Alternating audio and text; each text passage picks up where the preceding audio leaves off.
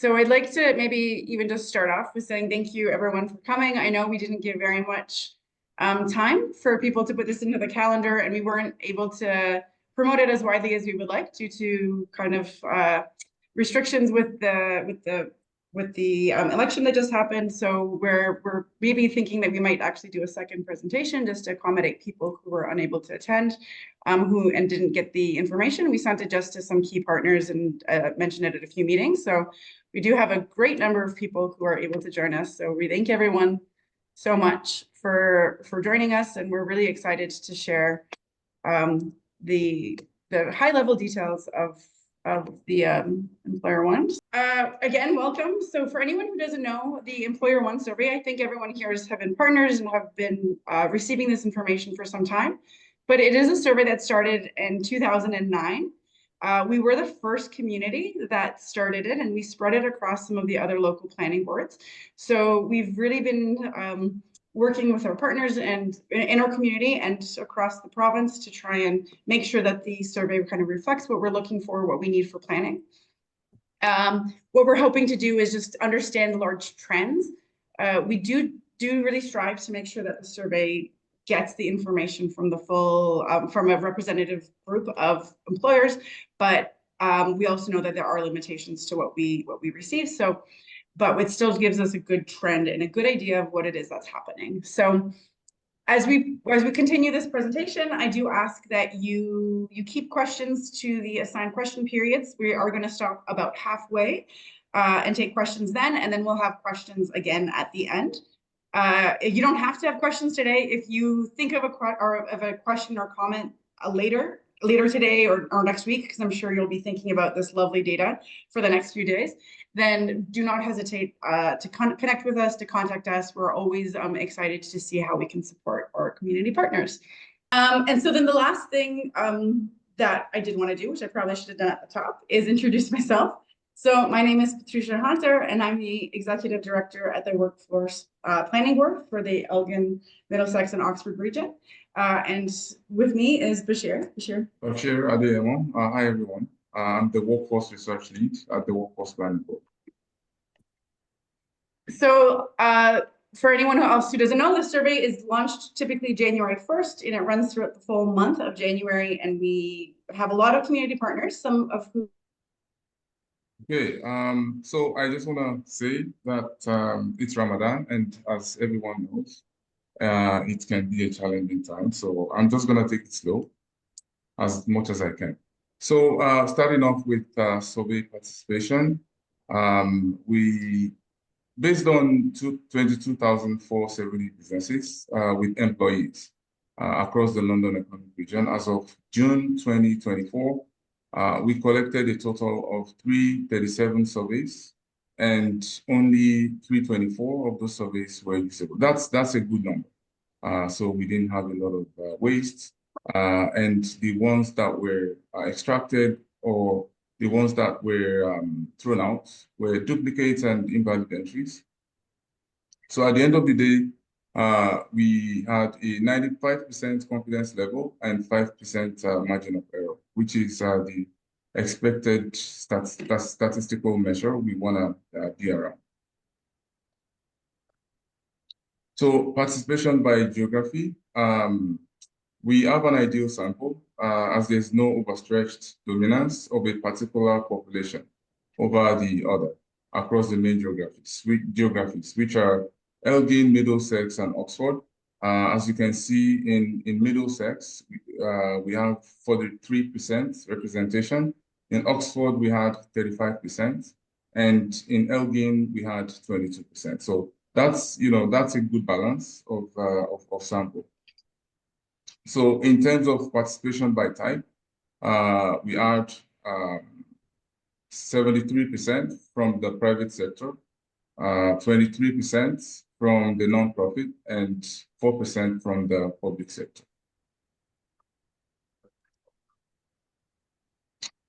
So regarding participants by sector, as you can see on your screen, the other services industry was the highest participant in the survey, followed by manufacturing. And other services would include, organizations like the nonprofit sector, hairstylists, and some other occupations. So we have manufacturing next to that, healthcare and social assistance.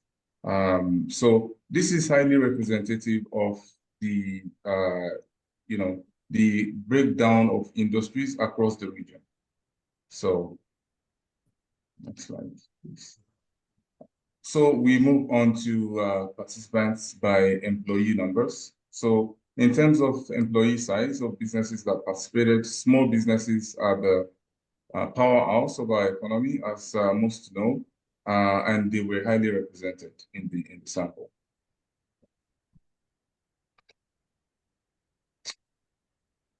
So in terms of participants by category, the location of the business, 27%, from the head office participated in the survey.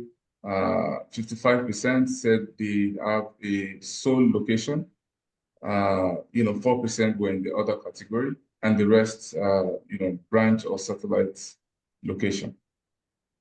So in terms of the length of business operation, 9% were startup, while 91% were over 5 years, means they've been operating for that period of time.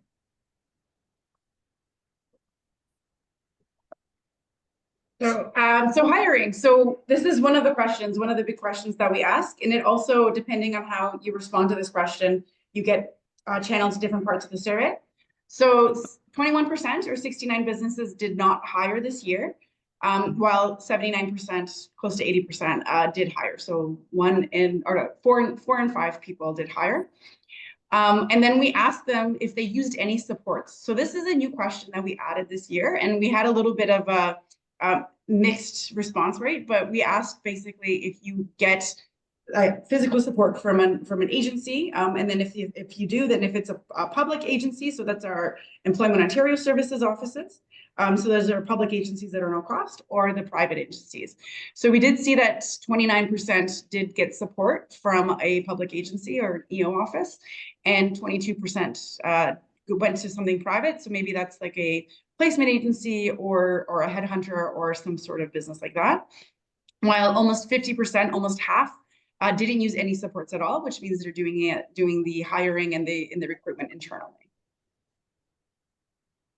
We did ask also what were the positions that were hired, and what we did see was there's an increase in permanent full-time positions that were hired this year from last year, and there was a decrease of permanent part-time, and most of the other categories stayed relatively the same. So we did see a little bit more of that full-time, that a little bit more stable employment that is really exciting. So it was about an 8% change. So where we see now 40%, it was about 32%. We also are always interested in if you're hiring designated groups. These groups are primarily ones that are tracked by Employment Ontario. So we didn't come up with them just because we're focusing on one of these. These are things that are being tracked by the ministry. So we did ask if employers did hire.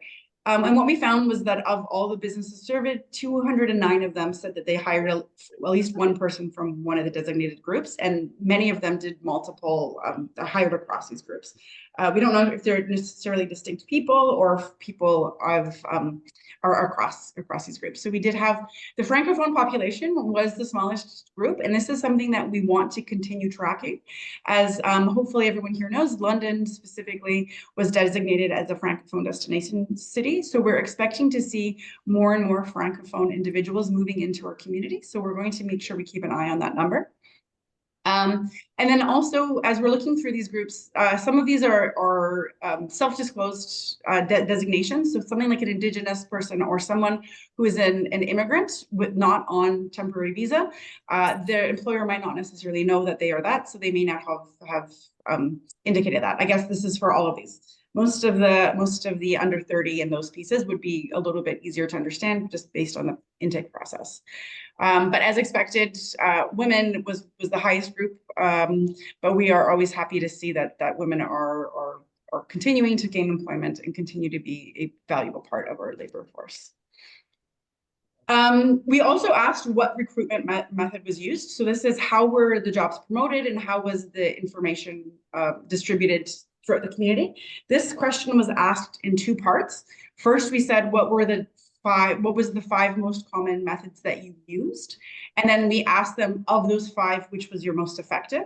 So maybe a little bit not surprising, we had the private job boards like Indeed or Night Hunter were the most commonly, or was the second most commonly used, but it was the most effective method. So although there are less employers using that method, the people who did use it said that it was the most effective method. And then we had personal word of mouth, personal contacts. So we're really trying to use informal networks or trying to leverage their employees who are currently working to get some more employees was the most common way used. And it was the second most effective method. Things we're kind of looking at are companies' own websites, social media. These are other channels that are interesting to see. And seeing how they dominate a share of the recruitment method. Employment services, I know we have a few employment services individuals on our call. So it was about 16% of the businesses indicated that was in their top 5 most used methods. That one has that. Yeah. Oh, that's so nice. So Okay, sorry, can you mute your microphone? Strength. I have one thing with me. I don't know if it works or not. Angela, can you mute that Using I microphone, think please? you'll have to do it because I'm not host Card? anymore. Sorry. Oh, okay, Like putting my card. Yeah. that's okay. Okay. So when we also asked a question about the quality of local talent, and we've shared some historic data on here. We did see quite a large jump in employers who rated the current pool of candidates as good or excellent. We went up to about 40% of our employers indicated that they were in the positive designation. Sorry. I'm sure you can get like a pair. I'm going to, Yeah, sorry. no worries. Dollarama or Venus Marshall. Yeah. Okay, sorry. So we did see quite a big jump. So we went up to 40% from 30%. So that's a 10% increase of our employers saying that the quality of the local talent is as they expect, it's good or it's excellent. So this is really hats off to the people who have been working to ensure that the labor force is accessing labor or the literacy and basic skills programs, maybe getting some training through our employment services offices, using our local academic institutions. And there seems to be a better match to what employers are seeking to what our people have. We also asked the question about where people are hiring from, and we are seeing overwhelmingly that 98% of our employers are hiring from within the London economic region in some capacity. 60% are hiring specifically from the London economic region without looking outside of that region. We also have, so if you look at the bar chart, that is saying the blue indicates, or the darker blue indicates 100% of the workforce comes from that source. The red is 75% of that workforce comes from that source. Green, 50%, and what is that? Purple is 25, and the light blue is 10%. But then we also looked to see what is the composition. So how many of our employers indicated the London economic region. So 98% said they had some London economic region hire in some capacity, so which means only 2% of the local businesses who responded did not indicate that they hired from locally. We also separated the question about the outside of Canada. So we did designate if that was permanent residents that they were hiring. So were they using the system to like sponsor and someone to come in as a permanent resident, or if they were hiring under the temporary resident visas. So that would be a work visa. So that would be 9% and 10%. So it was definitely interesting to see that. And as I hope everyone on the call is aware. There've been a lot of changes to the immigration policies, and we are anticipating that there's going to be a lot of impacts on some of the hiring. So those employers who are hiring temporary residents who can't get the local residents to fill those positions, it's going to be interesting to see how the changes are going to impact their work. Okay, so switching gears now to how to fill positions. So how to fill positions are generally, jobs that take longer to fill. So it could be 3 months, could be 6 months, 9 months, a year. We sort of left that to employers to determine whether they want to categorize a job as hard to fill or not.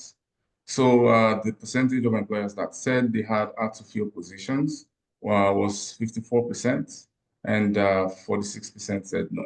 So we saw a slight decrease in hard to fill, or in the percentage of employers that actually said they had a hard to fill position.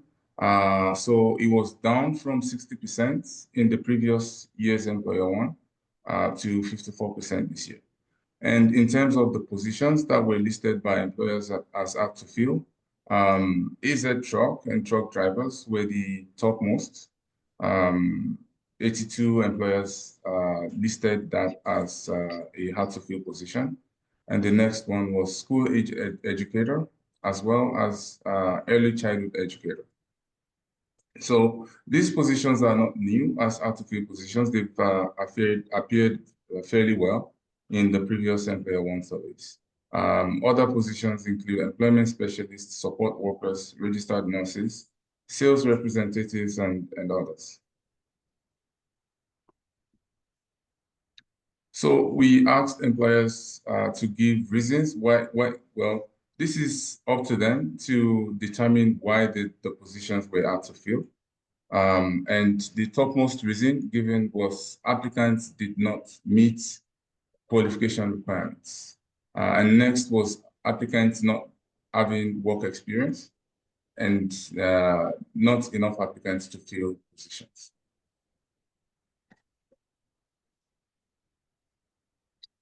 So we went on to ask employers about in-demand soft skills. So soft skills have sort of dominated conversations in the past, I would say, 5 years. Employers listed a few of the soft skills that they felt were important for positions, and we sort of aggregated the list and highlighted the top ones. So the first one was being trustworthy and accountable and dependable. Also being self-motivated, ability to work with little or no supervision, and reliability. And this was the first time we asked this question, that employers should state the challenges they had hiring for soft skills. And we found out that, so 15% said they didn't have that organizational understanding of soft skills. So it was a bit challenging for them to navigate that topic while hiring for talent. Also, 36% of employers said they were unsure how to measure or interview for the skills. So on the flip side, we had employers say that, so 3% of employers said applicants don't have the soft skills they are looking for. And they also stated that, 46% of employers also stated that, applicants don't understand their soft skills. So if you don't understand your soft skill, there's the low probability you are going to be able to demonstrate it in an atmosphere where you're being interviewed.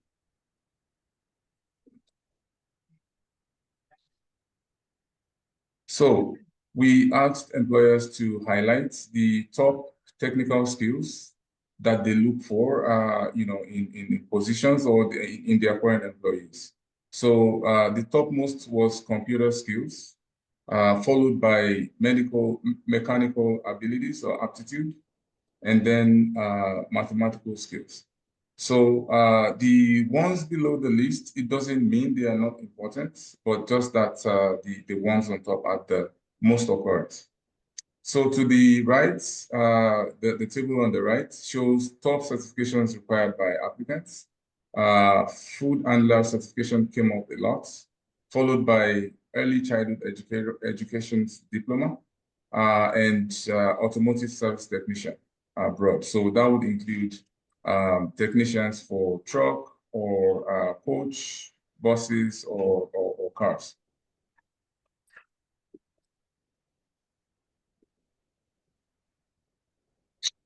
So still on the topic of skills. So we've been tracking employers' preference for either technical skills or soft skills in the past 5 years. And it has changed quite a lot. It used to be that employers would overwhelmingly prefer technical skills, but things have changed over the past few years. We're now seeing more employers favor soft skills over technical skills. So this year's survey, we saw 68% of them prefer soft skills, and 32% said they prefer technical. Excuse me. So in terms of the reason why employers prioritize either of the skill. So 68 employers said they require soft skills for day-to-day operations, and that was why they prefer soft skills. And in terms of technical skills, employers said they require it for 50 employers said they require it for day-to-day operations, and that's why, right? Yeah. Okay. So the next reason they gave why they prioritize each of the skill was that they not equipped or lack the capacity to provide training, and skills is not teachable. So okay,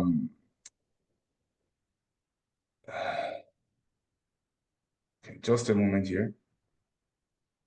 So in terms of the soft skills, 26 employers said they were not equipped to provide training for technical skills, and that's why they selected soft skills. Am I saying that right? Yes.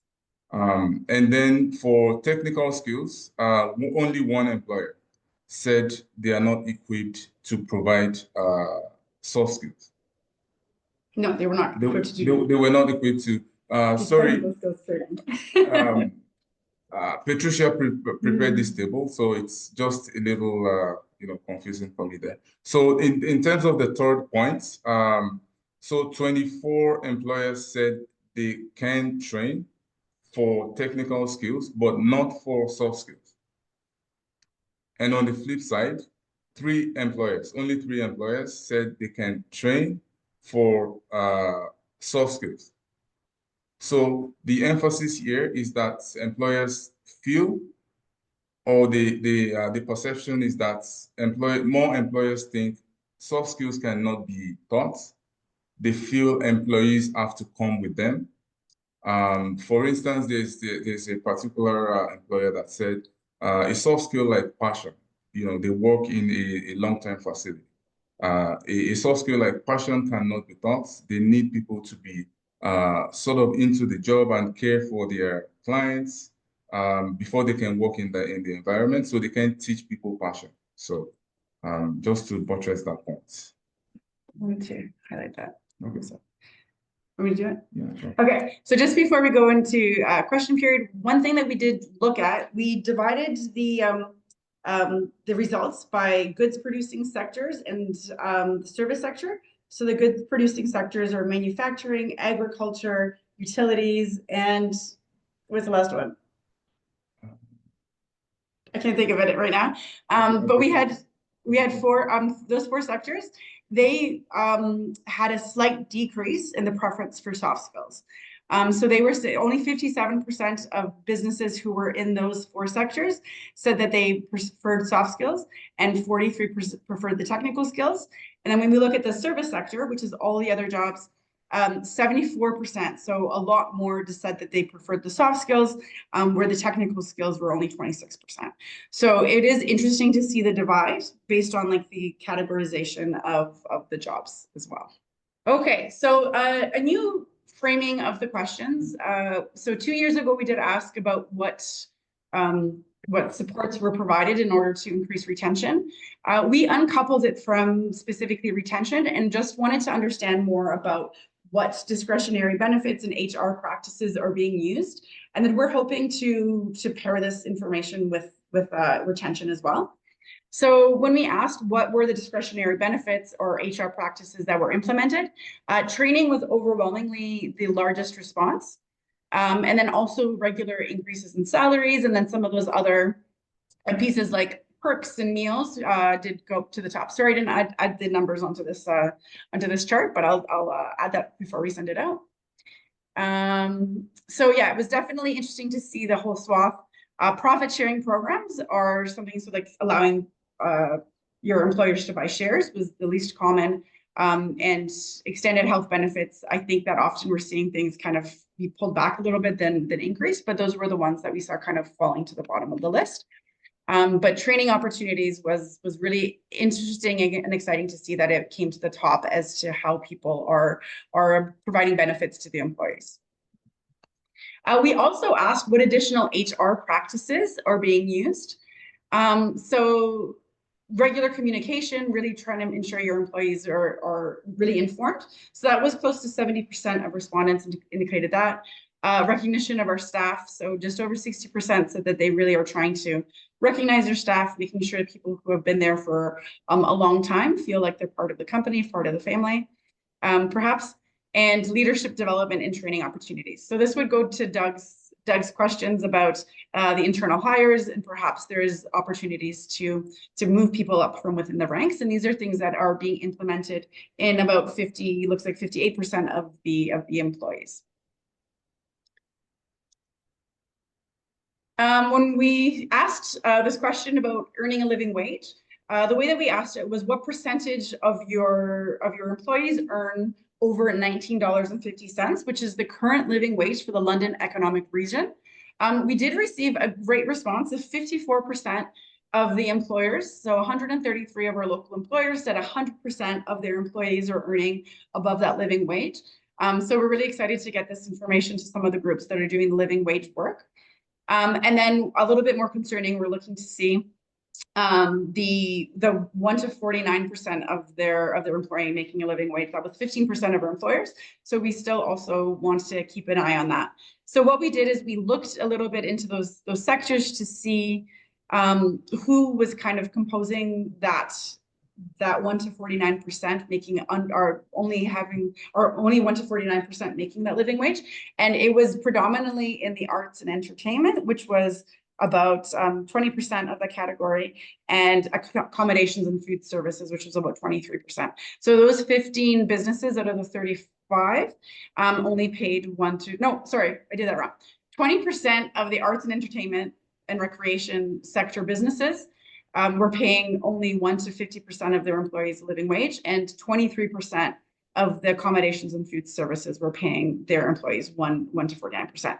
So we're really seeing that a quarter or a fifth of those sectors are paying a lot lower.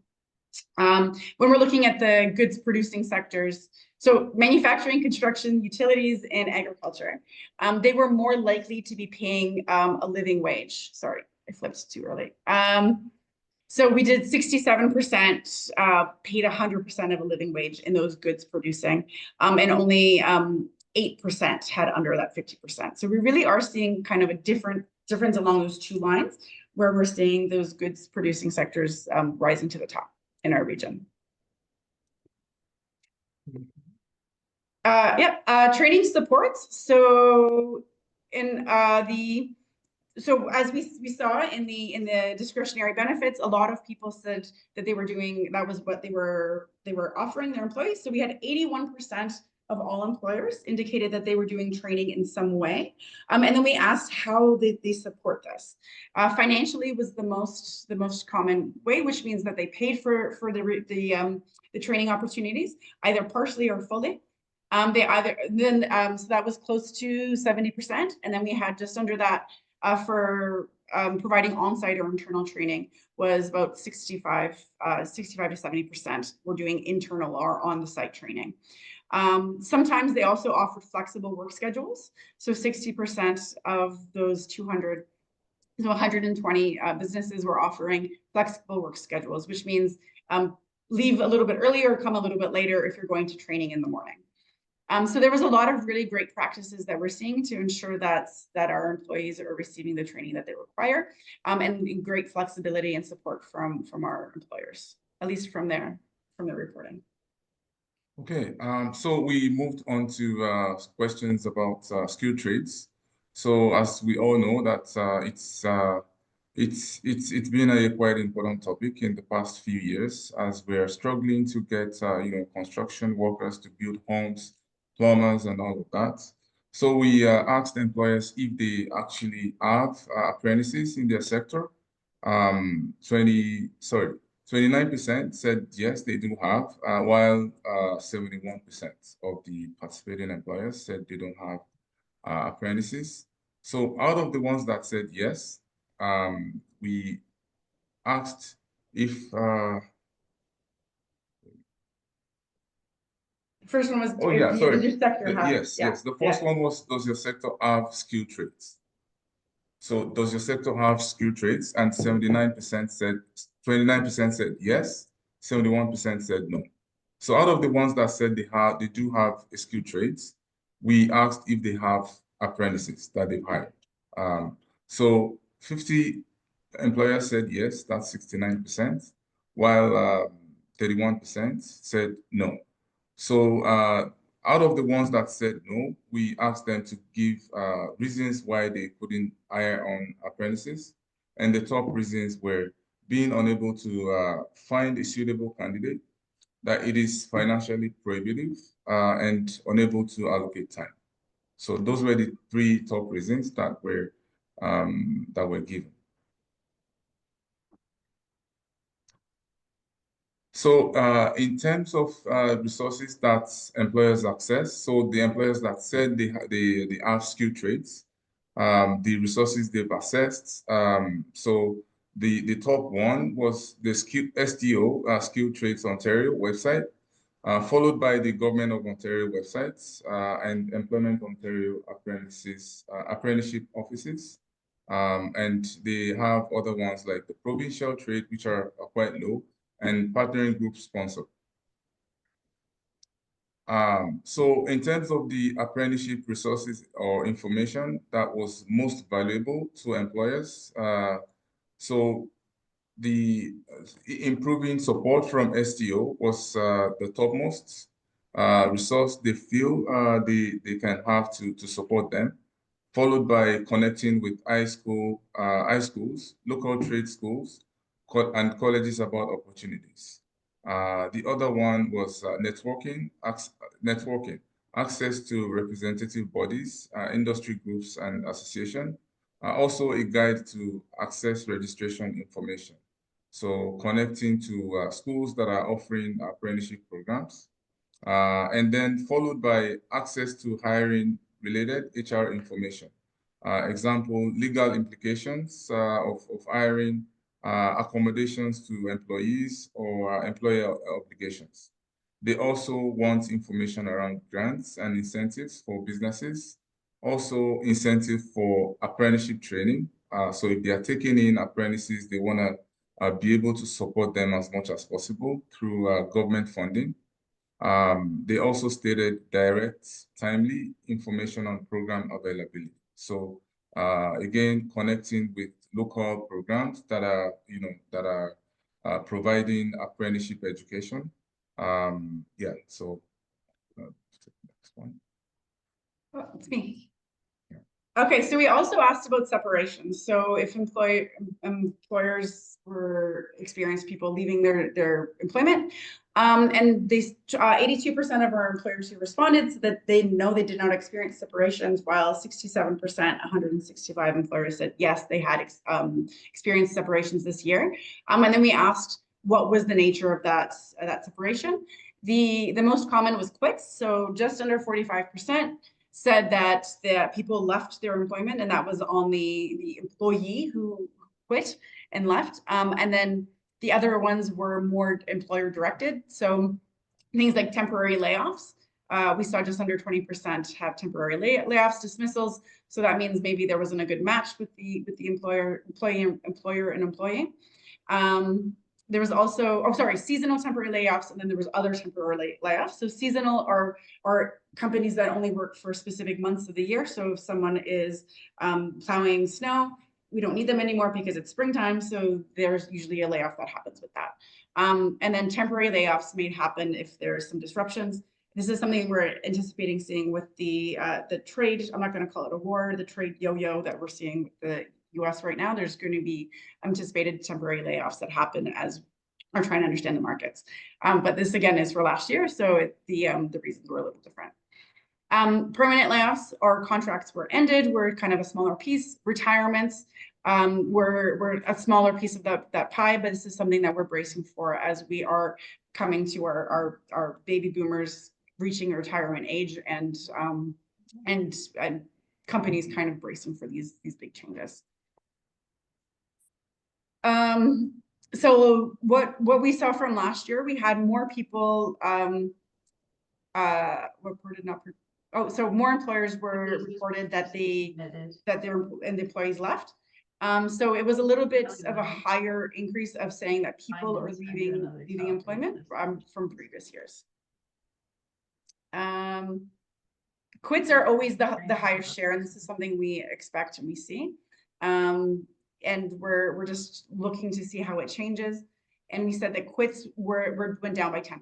So even though it is still the highest reason for people were separated from their employment, it has gone down from last year, which means there's maybe a little bit less churn in our labor market.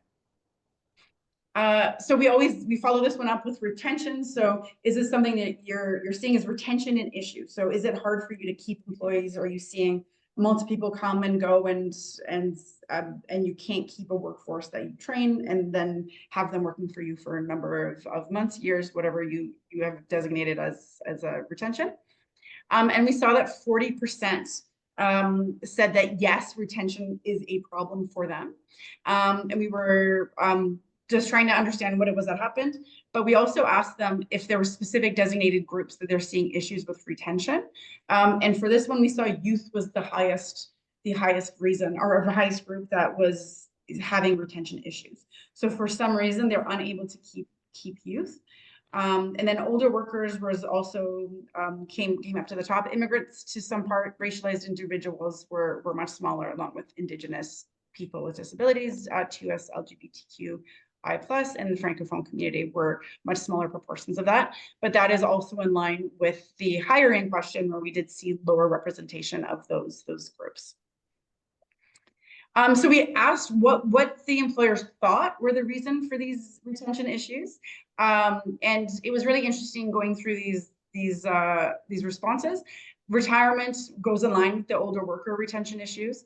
But we also had things like people were leaving to go to education. But there was a self-disclosed understanding that wages and benefits and the inability for an employer to compete with other people within our region was the main reason that people disclosed that they thought that their employees were leaving, or maybe on the exit interviews that was indicated. That is also in line with other employment.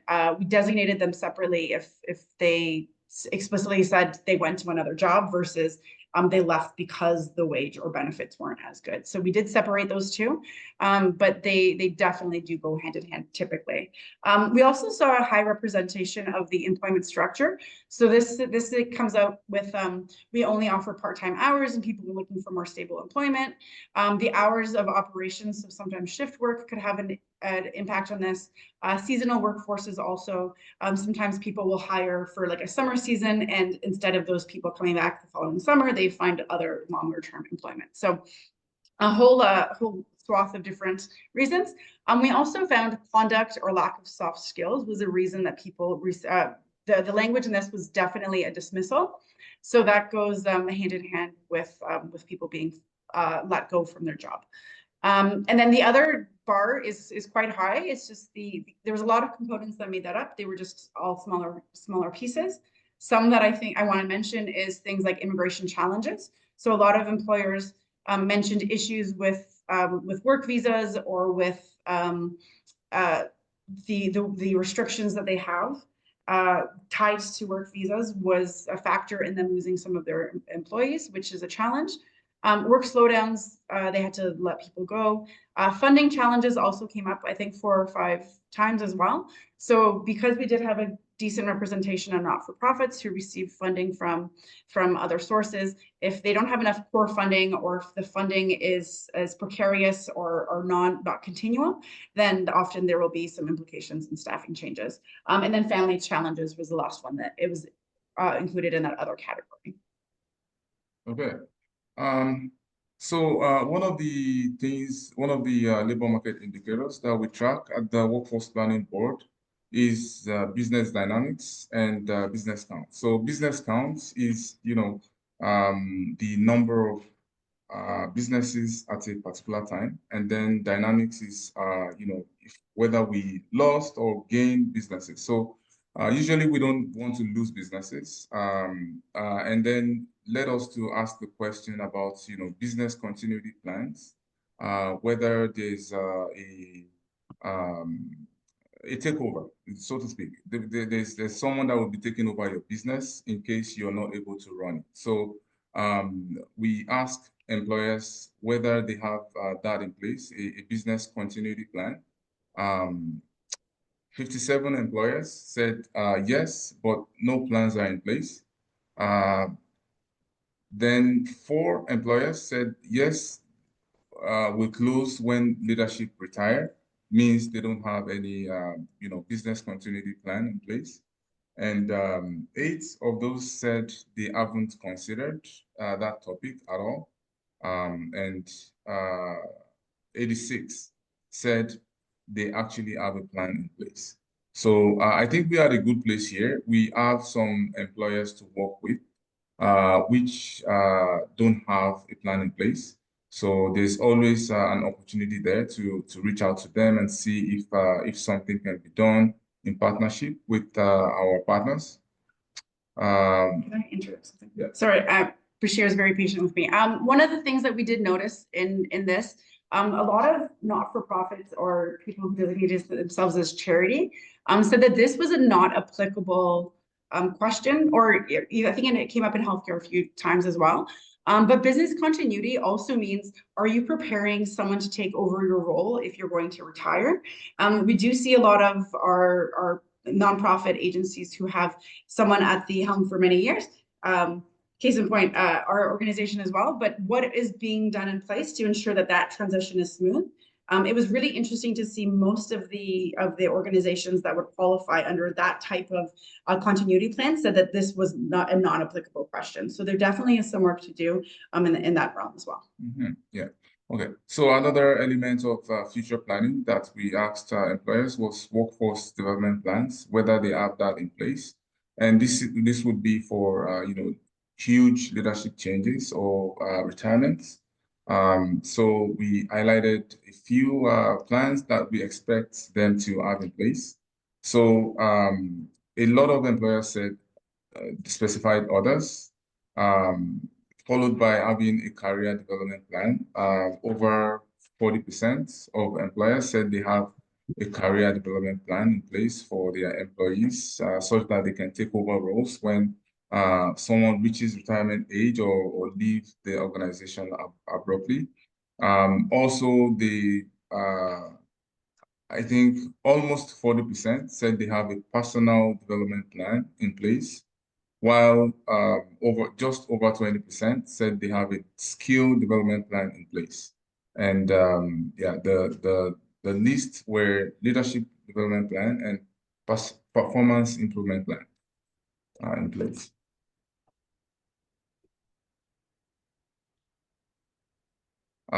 So I think we are coming to the tail end of the discussion, and that's where we ask employers about hiring plans in the next 12 months.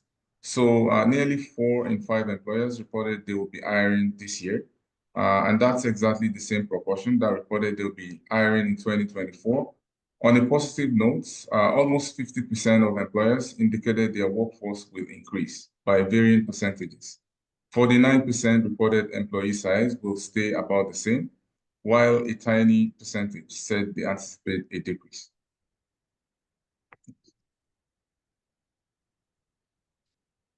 So we also asked employers why they are anticipating hiring in 2025.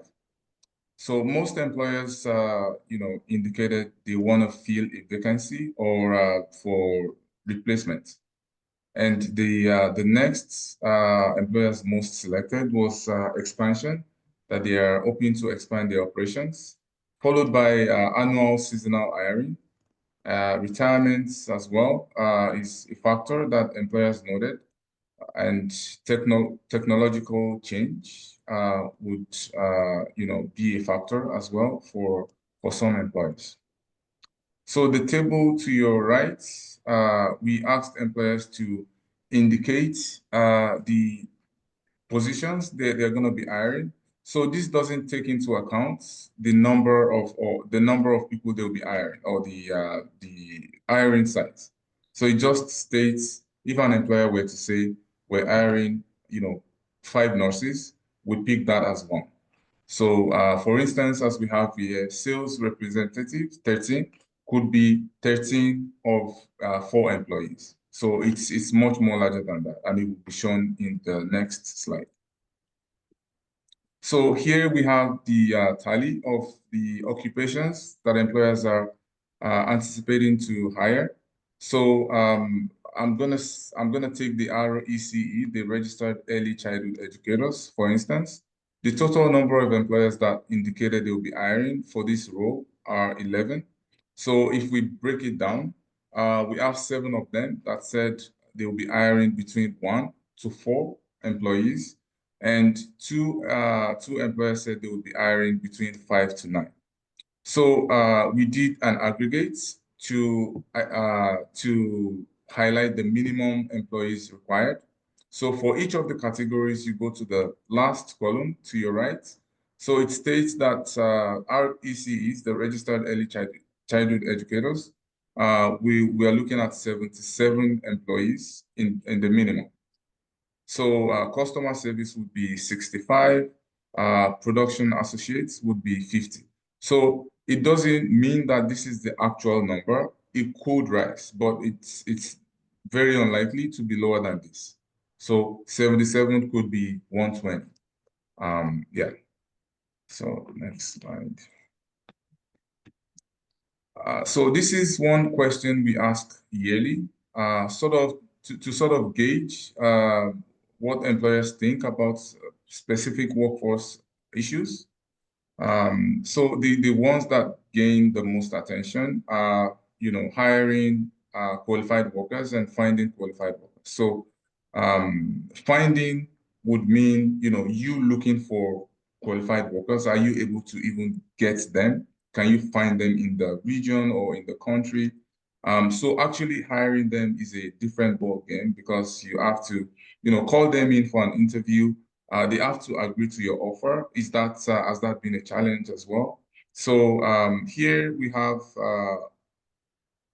over 80% of employers saying they have a challenge. So very challenging or somewhat challenging.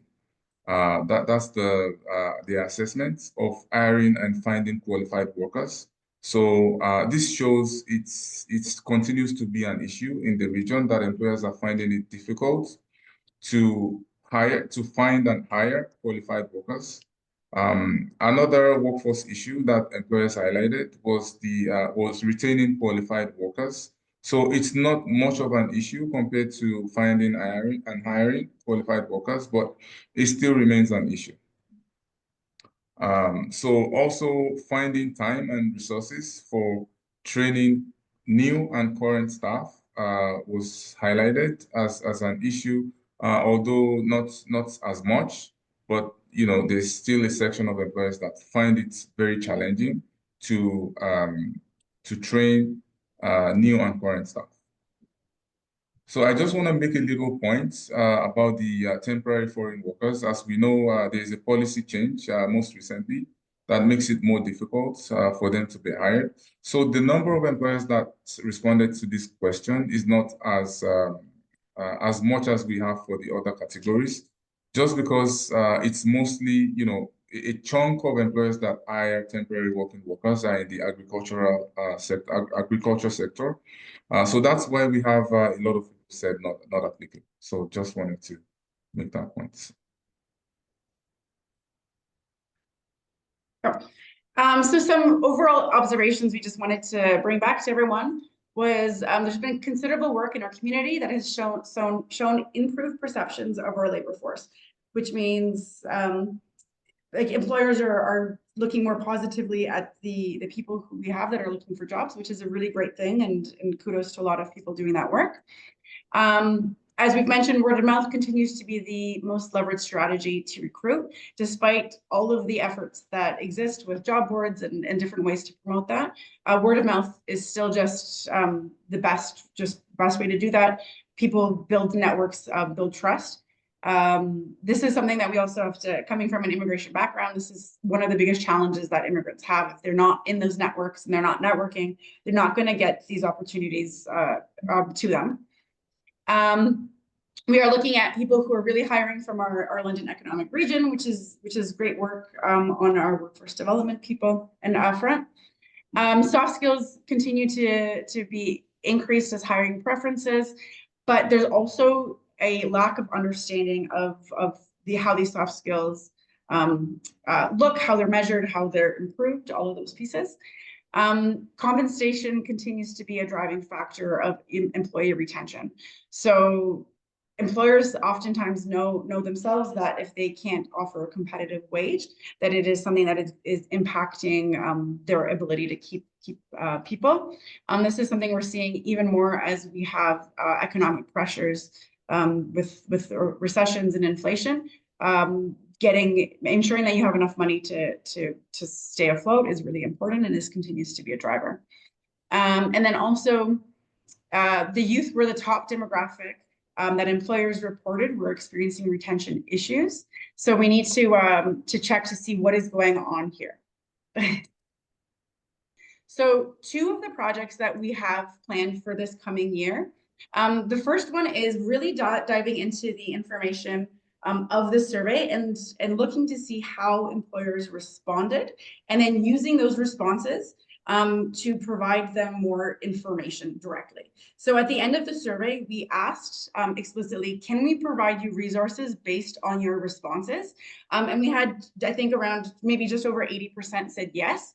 So in the instances that they said for like no, succession planning we're not applicable to that, we are going to really make sure that we direct correspondence of this is why succession planning is important to you.